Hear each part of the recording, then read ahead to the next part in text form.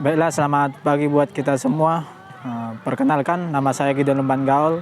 Saya mahasiswa STFT tingkat 2 akan membawakan ringkasan dari pembelajaran pengembalaan yang dibawakan oleh Pendeta Joseph Senipar. Baiklah, pengembalaan. Apakah pengembalaan itu?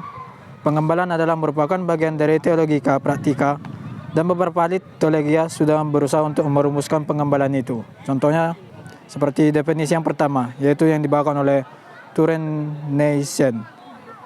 Pengembalaan merupakan suatu peneterapan khusus Injil kepada anggota jemaat secara pribadi, yaitu berita Injil yang di dalam khotbah gereja disampaikan kepada semua orang.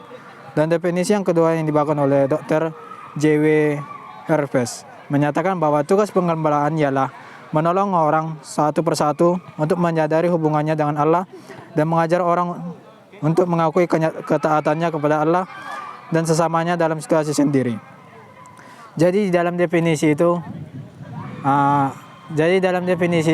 kita tahu arti dari seorang pengembalaan, yaitu kita sebagai seorang pendeta harus mengabarkan berita Injil kepada seluruh dunia dan menarik jiwa-jiwa yang telah jauh daripada Tuhan.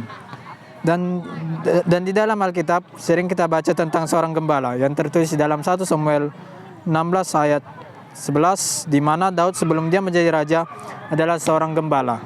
Mazmur 23 juga melukiskan Allah sebagai seorang gembala dalam Yohanes 10 ayat 11. Dalam Yohanes 21 ayat 15 dan 16 dan 18, Yesus memberikan pesan kepada Petrus supaya mengembalakan domba-dombanya.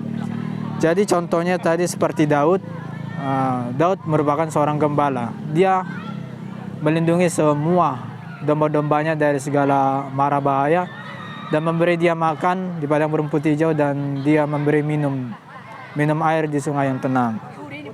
Tugas seorang gembala pada zaman Alkitab adalah tugas yang sangat berat. Dari pagi sampai malam si penggembala berjalan bersama kawanan dombanya untuk mencari rumput dan air minum dan sumur pada siang hari.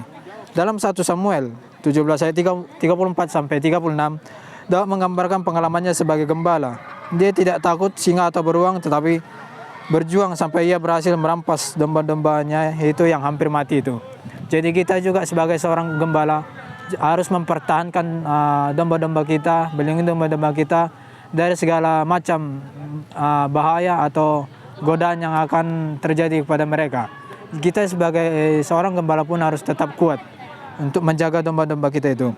Dan antara gembala dan domba harus ada hubungan yang baik, di mana domba mengenal gembalanya yang terdapat di dalam Yohanes 10 ayat 3 sampai 5 dan 14. Dan gembala mengasihi domba-dombanya satu persatu. Ingatlah kepada kegembiraan seorang gembala yang mencari dan menemukan satu ekor domba yang hilang, yang terdapat di dalam Matius 18 ayat 12 sampai 14.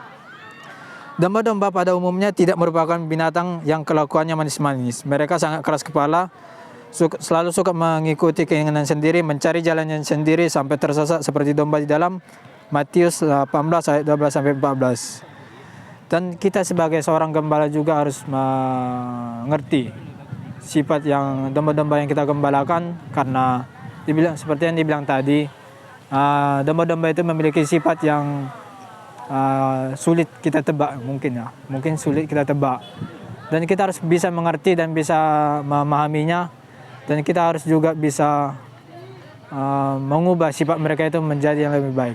Demikianlah ringkasan atau rangkuman yang bisa saya bawakan. Terima kasih.